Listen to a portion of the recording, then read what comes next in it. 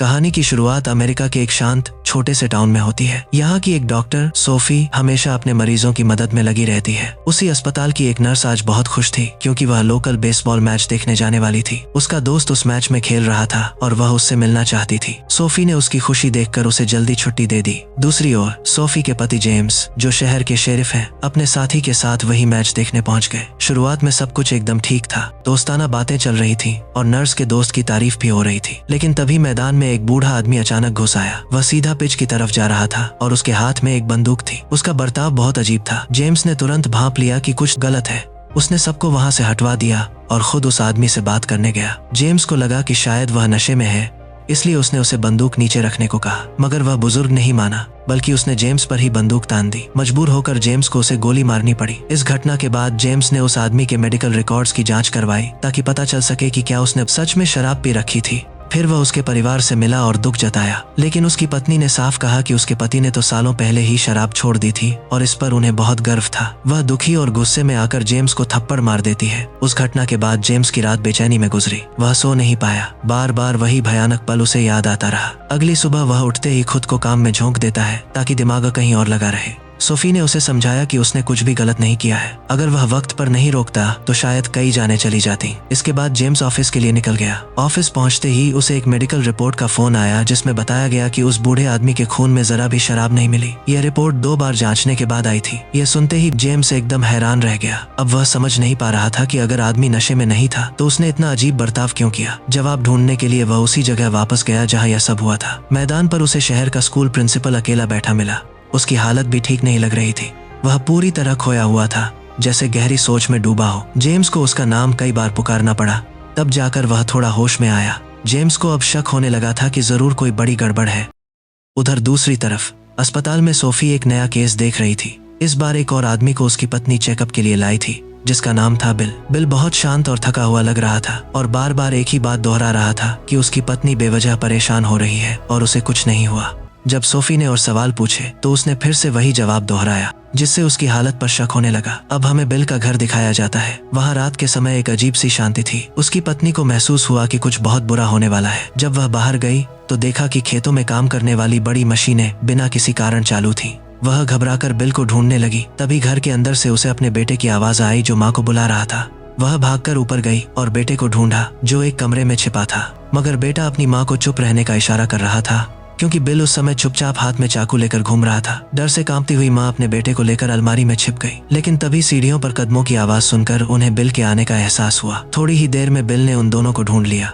उसने कमरे का दरवाजा बाहर से बंद कर दिया और पूरे घर में पेट्रोल छिड़क दिया। इसके बाद उसने आग लगा दी और इसी आग में उसकी पत्नी और बेटा जिंदा जलकर मर गए। इसी दौरान जब घर में आग लगी थी तो सोफी और जेम्स भी मौके पर पहुंच गए। जलते घर को देखकर उन्होंने वहां खड़े लोगों से पूछताछ की। उन्हें पता चला कि बिल कुछ देर पहले तक घास काट रहा था और तभी उसके घर में आग लग गई। जेम्स और सोफी तुरंत बिल के पास गए और उससे सीधे सवाल किए, लेकिन बिल का व्यवहार अजीब था। उसने कोई जवाब नहीं दिया, बस खाली निगाहों से देखने लगा और बच्चों जैसी हरकतें करने लगा। यह देखकर सोफी बहुत गुस्सा हुई क्योंकि अब बात सिर्फ अजीब नहीं बल्कि डरावनी लगने लगी थी। लेकिन ये घटनाएं यही नहीं रुकी। शहर के कुछ लोग पास की नदी में शिकार कर रहे थे। तभी उन्हें वहां एक अनजान आदमी की लाश मिली और यह कोई साधारण लाश नहीं थी बल्कि एक पायलट की बॉडी थी। जेम्स और उसका साथी जब यह बात जानते हैं तो वे तुरंत एक नाव लेकर नदी की तरफ निकल पड़े ताकि जांच कर सकें कि मामला क्या है। नदी में आगे बढ़ते हुए उन्हें पानी के बीचों बीच एक टूटा फूटा प्लेन दिखा जो वहीं गिरा हुआ था। वह विमान शायद कुछ दिन पहले क्रैश हुआ था, पर किसी को इसकी खबर तक नहीं थी। तभी आसमान से एक ड्रोन उन पर नजर रखने लगा। जेम्स को धीरे धीरे लगने लगा कि इस शहर में कोई बहुत बड़ी बात छुपाई जा रही है। फिर कुछ देर बाद उन्हें एक चेतावनी मिली जिसमें कहा गया था कि पूरे शहर में एक रहस्यमय संक्रमण फैल चुका है। एक ऐसा वायरस जो इंसानों के दिमाग को खराब कर देता है, जिससे वे हिंसक, खतरनाक और अजीब व्यवहार करने लगते हैं। अब जेम्स की चिंता और ज्यादा बढ़ गई। वह इस बात की जड़ तक जाना चाहता था कि यह वायरस आखिर फैला कैसे। जांच के दौरान उसे पता चला कि पूरे शहर को पानी उसी नदी से मिलता था जहां प्लेन क्रैश हुआ था। और सबसे हैरान करने वाली बात यह थी कि सबसे पहले यह पानी उसी बुजुर्ग के घर पहुंचा था जिसे जेम्स ने गोली मारी थी, और बिल का घर भी उसी पानी की लाइन से जुड़ा हुआ था। अब जेम्स को सारा मामला समझ आने लगा था। वह फौरन शहर के मेयर के पास गया और कहा कि पानी की सप्लाई तुरंत बंद करवा दें। जेम्स ने उन्हें समझाया कि नदी में प्लेन क्रैश होने से पानी जहरीला हो गया है और इसी कारण शहर के लोग एक एक करके मानसिक रूप से बीमार हो रहे हैं। सबसे डरावनी बात यह थी कि अभी तक किसी को नहीं पता था कि यह वायरस क्या है और इसका इलाज भी किसी के पास नहीं था। जब जेम्स ने मेयर से कहा कि शहर की पानी सप्लाई तुरंत बंद करनी चाहिए, तो मेयर ने विरोध किया। उसका कहना था कि अगर पानी बंद हुआ तो खेत सूख जाएंगे, फसलें बर्बाद हो जाएंगी और पूरा शहर तबाह हो जाएगा। वह जेम्स की बात मानने को तैयार नहीं हुआ और बोला, माफ करना, पर मैं पानी बंद नहीं कर सकता। जेम्स इस जवाब से बहुत निराश हुआ, लेकिन अब हालात ऐसे नहीं थे कि वह सिर्फ आदेशों का पालन करे, इसलिए उसने खुद ही कुछ करने का फैसला किया। जेम्स ने कानून को ताक पर रखकर सीधे नदी के उस हिस्से में गया जहां से शहर को पानी मिलता था, और उसने वाटर सप्लाई को रोकने के लिए खुद ही नदी की वॉल को उखाड़ दिया ताकि कोई दोबारा उस पानी का इस्तेमाल न कर सके। इसके बाद जेम्स वापस पुलिस स्टेशन लौटा। वहां उसने और उसके डिप्टी ने देखा कि बिल जमीन पर बेहोश और खून से लथपथ पड़ा था। उन्हें लगा कि शायद उसकी मौत हो चुकी है, लेकिन जैसे ही वे उसके पास गए, बिल अचानक उठा और उन पर हमला कर दिया। उसकी आंखों में हिंसा और पागलपन साफ दिख रहा था। अब जेम्स को यकीन हो गया कि बिल भी उस वायरस से संक्रमित हो चुका है। जेम्स जैसे ही मदद के लिए कॉल करना चाहता था, उसे एहसास हुआ कि उसके फोन में नेटवर्क ही नहीं है। न कॉल जा रही थी और न इंटरनेट चल रहा था। जब वह बाहर आया तो देखा कि पूरा शहर वीरान हो चुका है। सड़कों पर सन्नाटा पसरा था और कहीं कोई इंसान नहीं दिख रहा था। इसी बीच जेम्स ने देखा कि एक अनजान गाड़ी में बैठकर उसकी तस्वीरें खींच रहा था। जेम्स उसके पीछे भागा, लेकिन तब तक वह गाड़ी तेजी से निकल गई। इसके बाद जेम्स मेडिकल लैब पहुंचा, यह जानने के लिए कि उस पहले बुजुर्ग मरीज की बॉडी से क्या पता चला, लेकिन वहां हालात और भी खतरनाक थे। एक आदमी बुरी तरह जख्मी जमीन पर पड़ा कर आ रहा था। तभी पीछे से वही डॉक्टर आया, मगर अब वह इंसान नहीं था, वह वायरस से बुरी तरह संक्रमित हो चुका था। डॉक्टर ने एक बड़े चाकू जैसे कटर से जेम्स पर हमला कर दिया। वह उसे मारने की कोशिश कर रहा था। बड़ी मुश्किल से जेम्स ने खुद को बचाया और आखिरकार डिप्टी की मदद से डॉक्टर को मार गिराया। अब हालात इतने खराब हो चुके थे कि जेम्स समझ गया, यह शहर अब रहने लायक नहीं बचा है। वह तुरंत घर जाता है और सोफी से कहता है कि अब यहाँ से निकलने का वक्त आ गया है। वह चाहता था कि सोफी अपने माँ बाप के पास चली जाए ताकि वह सुरक्षित रहे, लेकिन सोफी ने मना कर दिया क्योंकि वह जेम्स को अकेला नहीं छोड़ना चाहती थी। तभी सोफी ने घर की खिड़की से बाहर किसी को देखा। कोई छिपकर उन्हें देख रहा था, लेकिन पलक झपकते ही वह गायब हो गया। जेम्स फौरन बाहर निकला और आसपास जांच की कि वह कौन था, मगर इससे पहले कि वह कुछ समझ पाता, एक सैन्य यूनिट अचानक वहां पहुंची और जेम्स और सोफी दोनों को पकड़कर हिरासत में ले लिया। जेम्स और सोफी को आर्मी के जवान एक बस में बिठा कर ले गए। वहां डिप्टी भी पहले से मौजूद था, जिसने बताया कि उसे भी जबरदस्ती उठाकर लाया गया है। अब उन तीनों को एक ऐसी जगह ले जाया गया जिसे अस्थायी आर्मी कैंप बना दिया गया था। असल में वह जगह पहले एक स्कूल थी, लेकिन अब टेंटों से घिरी एक मेडिकल और मिलिट्री जोन में बदल चुकी थी। यहाँ डॉक्टर्स और सैनिक मिलकर हर इंसान का मेडिकल चेकअप कर रहे थे। खून, शरीर का तापमान और रेडिएशन तक नापा जा रहा था। जिनका तापमान ज्यादा निकलता, उन्हें तुरंत बाकी लोगों से अलग कर दिया जाता, मानो उन्हें बीमार मान लिया गया हो। दुर्भाग्य से सोफी का तापमान थोड़ा ज्यादा निकला क्योंकि उसे कुछ दिनों से बुखार था, लेकिन सैनिकों ने बिना उसकी बात सुने उसे जेम्स से अलग कर दिया। जेम्स ने रोकने की कोशिश की, वह उनसे भिड़ गया, लेकिन सैनिकों ने उसे पीटकर बेहोश कर दिया।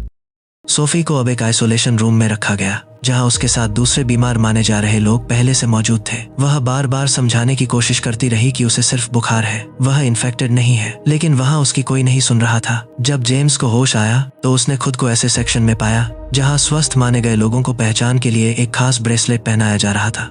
इन लोगों को दूसरे शहर भेजा जा रहा था ताकि वे बीमारी से दूर रहे, लेकिन जेम्स अपनी पत्नी को यूं छोड़कर जाने वाला नहीं था, इसलिए उसने वहां से भागने का प्लान बनाया। उधर अचानक कैंप के बाहर एक गाड़ी आई और अंदर घुसने की कोशिश करने लगी। वह गाड़ी टेंटों और फेंसिंग को तोड़ती हुई अंदर आ गई। इस हमले से पूरे कैंप में भगदड़ मच गई। सैनिक और डॉक्टर्स हालात संभाल नहीं पाए और कई जगह से भाग गए।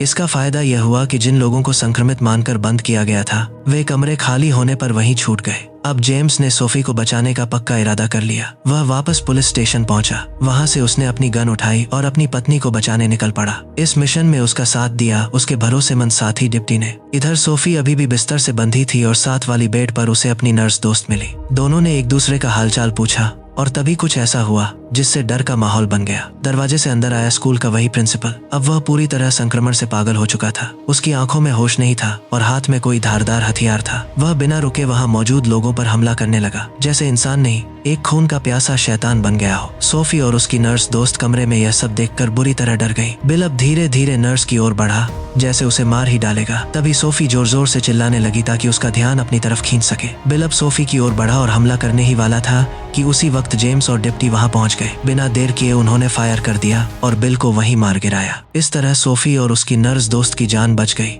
अब ये चारों मिलकर वहां से निकल गए और कोई सुरक्षित जगह ढूंढने लगे। रास्ते में वे नर्स के घर के पास से गुजरे। तब नर्स ने कहा कि वह एक बार अपने दोस्त से मिलना चाहती है, यह जानने के लिए कि वह और उसकी माँ सुरक्षित हैं या नहीं। जब वे उस दोस्त के घर पहुंचे तो उन्हें लगा कि सब ठीक है। उसके दोस्त ने बताया कि मैं और मेरी माँ दोनों ठीक हैं, लेकिन तभी माहौल अचानक बदल गया।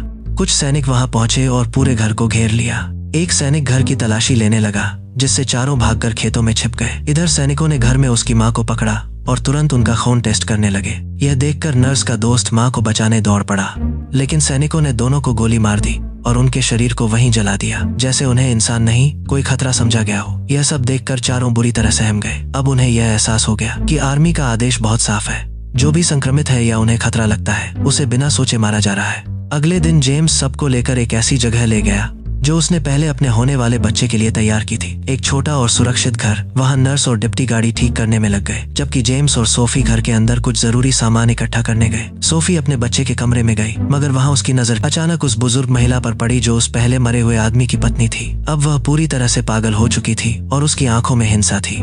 जेम्स जैसे ही कमरे में आता है, उसने देखा कि सोफी को रस्सियों से बांधा हुआ है। तभी अचानक वह पागल महिला उस पर हमला कर देती है और जेम्स के हाथ में चाकू मार देती है। वह जेम्स को गन दिखाकर धमकाने लगती है, जैसे उसे अब किसी की जान लेने में कोई हिचक नहीं थी। लेकिन जब जेम्स देखता है कि उसकी पत्नी खतरे में है, तो उसने डर को किनारे रखकर डटकर उसका सामना किया। आखिरकार उसने उस औरत को कड़ी मेहनत के बाद मार दिया। इस पूरे संघर्ष में उसके डिप्टी दोस्त ने भी उसकी मदद की। अब सोफी को डिप्टी पर शक होने लगा। उसे लगने लगा कि शायद अब डिप्टी भी वायरस से प्रभावित हो चुका है, क्योंकि उसका गुस्सा धीरे धीरे और खतरनाक होता जा रहा था।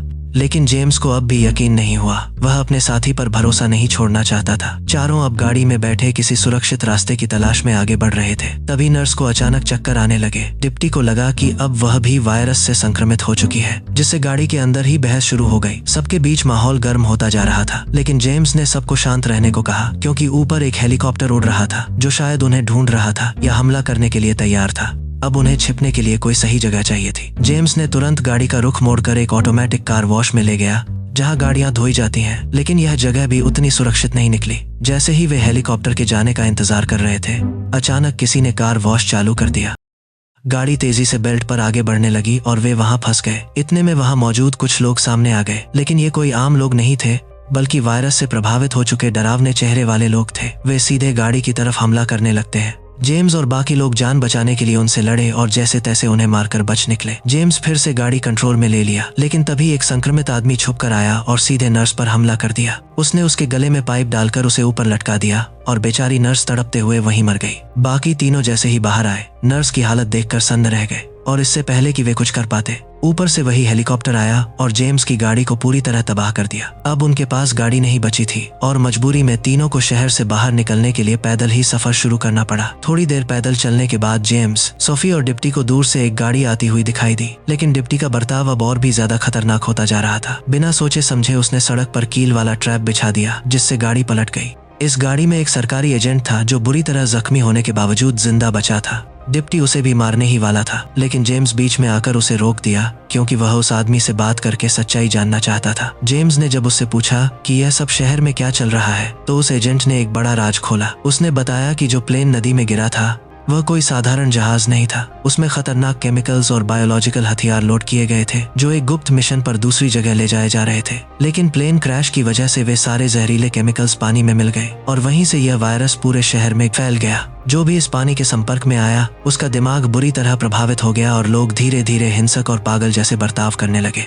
यही वजह थी कि शहर के लोग एक एक करके बदल रहे थे। लेकिन इससे पहले कि जेम्स कुछ और जान पाता, डिप्टी ने अचानक उस एजेंट को गोली मार दी। जेम्स अब समझ गया कि शायद डिप्टी भी अब संक्रमित हो चुका है। वह चुपचाप उसकी बंदूक लेने की कोशिश करने लगा, लेकिन डिप्टी ने फिर से बंदूक उठा ली और अब सारे हथियारों पर उसका कंट्रोल हो गया। उसने अब जेम्स और सोफी को गन पॉइंट पर ले लिया और जबरदस्ती उनके साथ चलने लगा। रास्ते में जेम्स उसे शांत करने की कोशिश कर रहा था और एक सही मौका देखकर चालाकी से उसकी गन छीन ली। डिप्टी अब खुद समझ गया कि वह भी शायद बीमार हो गया है। उसकी आंखों में बेबसी साफ दिखती थी। उसने जेम्स से बस इतना कहा, क्या मैं थोड़ी देर और तुम्हारे साथ रह सकता हूँ? जेम्स और सोफी ने उसे मना नहीं किया। इसके बाद तीनों एक ऐसी सड़क पर पहुंचे जो एक पुराने बस स्टेशन की ओर जाती थी। जेम्स का प्लान था कि वहां से कोई ट्रक लेकर वे इस जगह से बाहर निकल सकते हैं, लेकिन जब वे वहां पहुंचे तो देखा कि आर्मी ने वह पूरा रास्ता पहले ही बंद कर रखा था। अब डिप्टी जान चुका था कि वह ज्यादा देर तक जिंदा नहीं रहेगा, इसलिए उसने जेम्स और सोफी से कहा कि वे दोनों भागने की तैयारी करें और वह खुद सैनिकों का ध्यान अपनी तरफ खींचेगा। जेम्स ने पहले मना किया, लेकिन डिप्टी ने कहा, अब मेरे पास वक्त बहुत कम है, कम से कम तुम्हें तो बचना चाहिए। इतना कहकर डिप्टी अपनी गन लेकर सैनिकों की ओर बढ़ने लगा और जानबूझकर शोर मचाया ताकि सिपाही उसकी तरफ दौड़े। कुछ ही देर में गोलियों की आवाज आई और डिप्टी वहीं ढेर हो गया। मरते मरते भी वह सिपाहियों को खरी खोटी सुना रहा था। इसका फायदा उठाकर जेम्स और सोफी जल्दी से छिपकर एक दूसरी जगह पहुंचे, जहां उन्हें 3 ट्रक खड़े दिखाई दिए। पहले उन्हें लगा कि शायद इन ट्रकों से संक्रमित न होने वाले लोगों को सुरक्षित बाहर निकाला जा रहा था, क्योंकि ट्रकों में वे खास ब्रेसलेट्स भी पड़े हुए थे। लेकिन जब उन्होंने अंदर झांका तो उनका दिल दहल गया। सभी ट्रकों में लोगों की लाशें भरी थीं जिन्हें मारा गया था, चाहे वे संक्रमित थे या नहीं। यही जेम्स और सोफी को साफ समझ आ गया कि सरकार किसी को भी नहीं छोड़ रही, सबको खत्म करने का आदेश है। इतने में जेम्स को एक सिपाही का रेडियो डिवाइस मिल गया, जिससे उन्हें पता चला कि कुछ बहुत बड़ा होने वाला है। रेडियो में एक काउंटडाउन शुरू हो चुकी थी। 10 मिनट के अंदर कुछ भयंकर होने वाला था। अब दोनों को जल्दी निकलना था।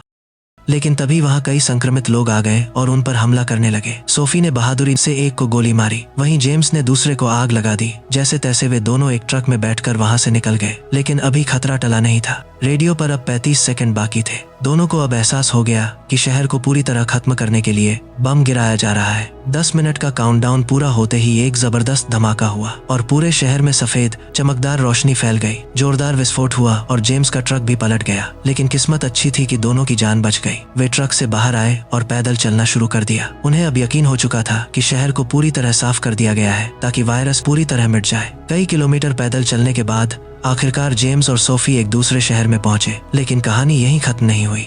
आखिरी सीन में हम देखते हैं कि एक ड्रोन अब भी उन पर नजर रखे हुए था, यानी अब भी कोई है जो सब कुछ देख रहा है। तो दोस्तों, इसी के साथ यह कहानी यहीं खत्म होती है। आपको यह कहानी कैसी लगी, यह हमें कमेंट बॉक्स में जरूर बताएं।